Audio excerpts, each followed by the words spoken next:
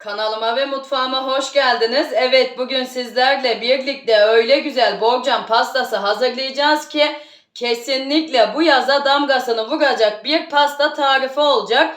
Her zaman yapabileceğiniz ve hafifçe tüketebileceğiniz. Evet, kıymetli vaktinizi almak istemiyorum ve tarifime geçmek istiyorum. Dilerseniz önce kekimizi hazırlamakla başlayalım. Burada 4 tane oda sıcaklığında yumurtam var. Kesinlikle yumurtanızın oda sıcaklığında olması lazım.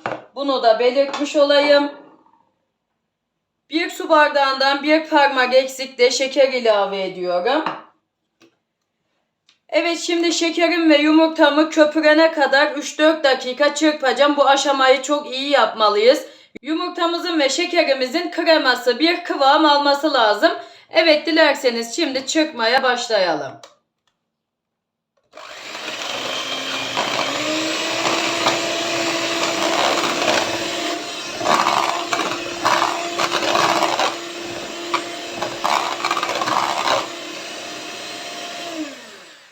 Evet, tamam, yeterli. 3-4 dakika kadar çırptım.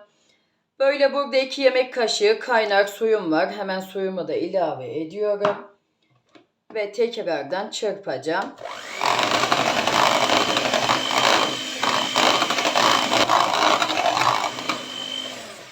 Evet, tamam, yeterli.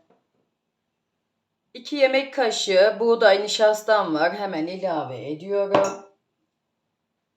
1 su bardağından 1 parmak eksik de unumu ilave ediyorum. 1 paket kabartma tozu, 1 paket de vanilya ilave ediyorum. Evet, şimdi bu aşamayı düşük ayarda alttan üste doğru karıştıralım ki hamurumuz sönmesin, bilginize.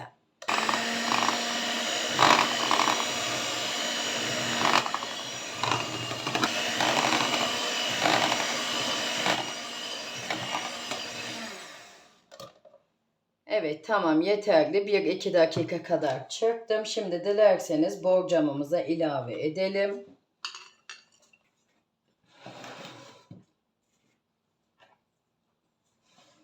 Evet, borcamımın altına 1 yemek kaşığı sıvı yağ ilave ettim ve her tarafına gelecek şekilde dağıttım. Şimdi dilerseniz eşit olacak şekilde ilave edelim.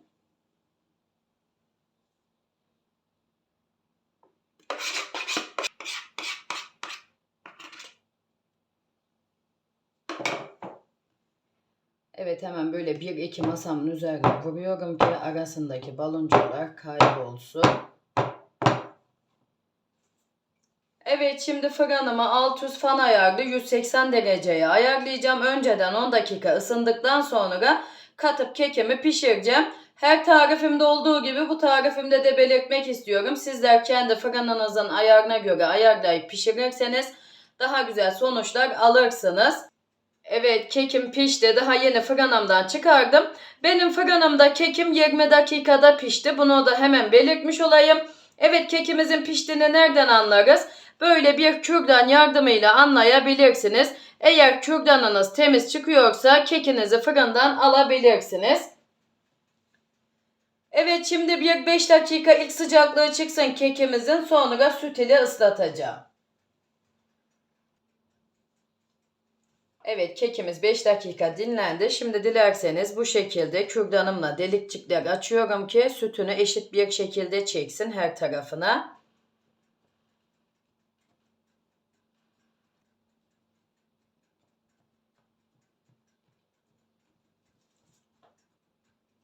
Evet, tamam, yeterli. Böyle 1 su bardağı süt ilave ediyorum. Benim eşim ve çocuklarım fazla sütlü sevmediği için ben 1 bardak süt ilave etmek istedim. Sizler dilerseniz eğer sütlü seviyorsanız 1,5-2 bardak da süt kullanabilirsiniz kekimizde, bilginize. Evet, şimdi kekimi böyle hemen karşı tarafa alıyorum ve dilerseniz biz de muhallebimizi hazırlayalım. Evet, tenceremin içinde 1 litre sütüm var. Hemen üzerine 1 su bardağı şeker ilave ediyorum.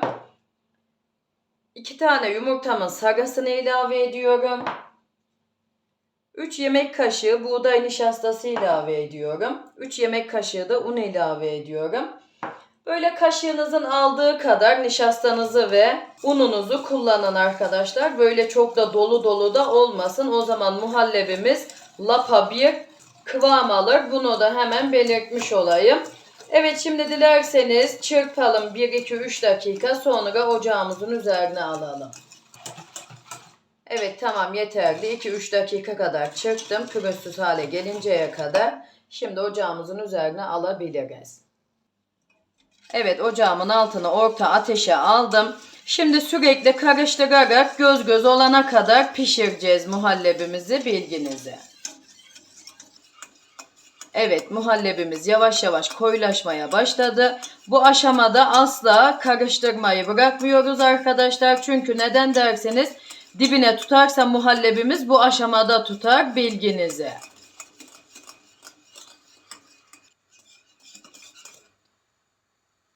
Evet, gördüğünüz gibi göz göz olmaya başladı. Bir 5 dakika daha ocağımın üzerine tutup sonra alacağım.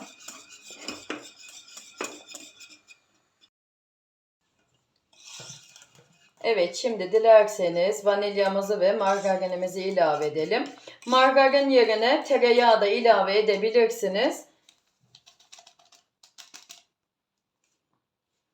Evet, bir tatlı kaşığı da margarin ilave ediyorum ve karıştıracağım. Sonra bir 5 dakika ilk sıcaklığını çıkardıktan sonra üzerine bir buzluk poşeti kapatıp dolabımın alt kısmına kaldıracağım soğuması için. Evet, krem şantimizi de muhallebimiz tamamen soğuduktan sonra ilave edeceğiz. Evet, hemen bunu da belirteyim. Buzluk poşetimizi muhallebimizin üzerine gelecek şekilde kapatalım. Tenceremizin yüzeyinde kalmasın. Çünkü tenceremizin yüzeyinde kalırsa muhallebimizin üzerine yapışmazsa buzluk poşetimiz kabuk bağlayacaktır, bilginize. Evet, muhallebimiz tamamen soğudu. Hemen üzerinden buzluk poşetimi alıyorum. Böyle yarım paket krem şantimi ilave ediyorum ve hemen yan tarafta 1-5 dakika pürüzsüz hale gelinceye kadar mikserimden geçireceğim. Evet, pürüzsüz hale gelinceye kadar mikserimden geçirdim. Hemen şöyle yakından da göstereyim muhallebimizin kıvamını. Evet, muhallebimizin kıvamı bu şekilde olacak. Bakar mısınız? Yani ipek gibi bir muhallebi oldu. Evet, şimdi dilerseniz çileğimizi ilave edelim. Yarım kilo çileğim vardı. Gördüğünüz gibi küçük ve küp küp olacak şekilde doğradım. Şimdi karıştıralım ve kekimizin üzerine ilave edelim. Bu arada çileğimi çok temiz olacak şekilde yıkadım arkadaşlar. Sizler de çileğinizi çok temiz yıkayın. Çünkü neden derseniz o arasındaki deliklerin içinde çok toz ve çamur oluyor. O yüzden ben karbonatlı suyumda 15 dakika çileklerimi beklettim aralarının temizlenmesi için. Sonra 2 sudan daha geçirdim çileklerimi ve gerçekten de çok temiz oldu. Bunu da hemen belirtmiş olayım. Evet, şimdi kekimi bu tarafa alıyorum. Ve eşit bir şekilde ilave ediyorum.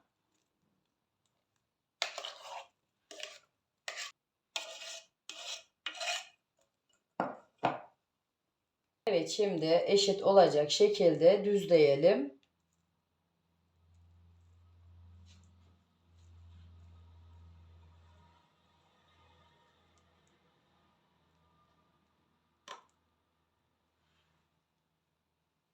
Eğer çilek kullanmak istemiyorsanız veya çileği sevmiyorsanız muzlu da yapabilirsiniz. Yani çilek yerine muz da kullanabilirsiniz. Bilginize. Evet, şimdi son olarak da spatulamla düzlüyorum. Daha düzgün olması için üzerine.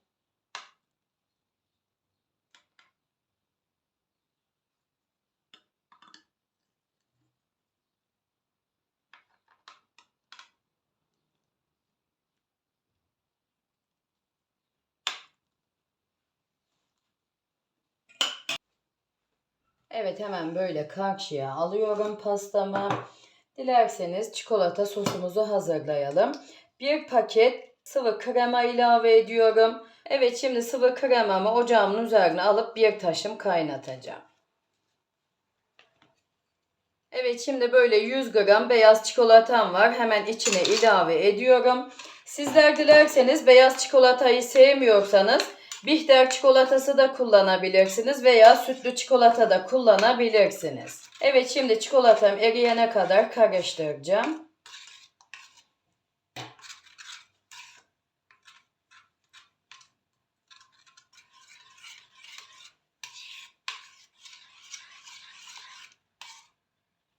Evet, tamam, yeterli. Çikolatalarımız tamamen eridi.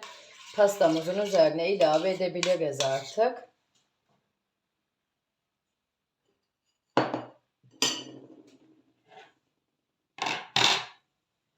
Hemen böyle pastamı bu tarafa alıyorum.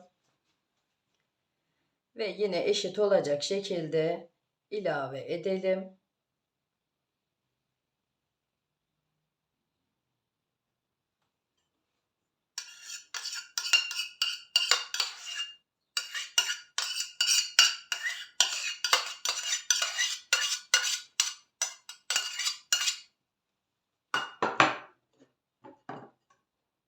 Evet, şimdi fazla dibine inmeden yüzeyden düzleyelim.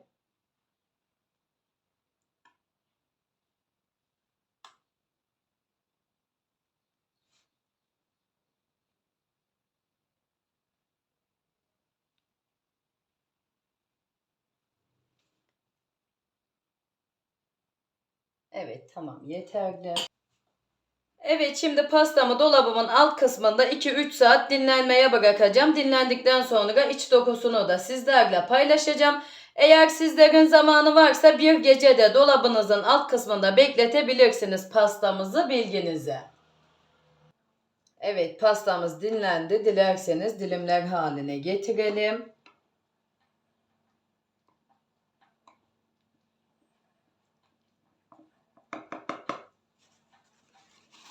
Evet, bıçağımızı temizleyelim ki pastamızın görüntüsü güzel olsun.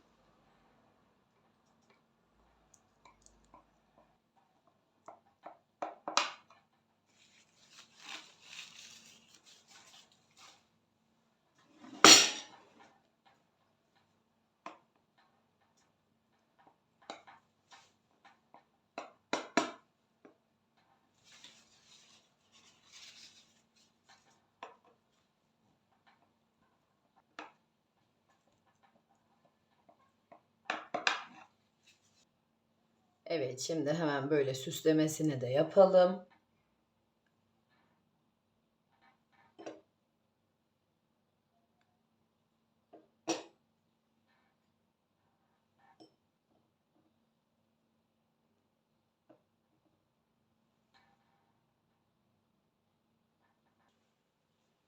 Evet, pastamızın süslemesi de hazır. Şimdi dilerseniz bir dilim çıkartalım ve iç dokusuna hep birlikte bakalım.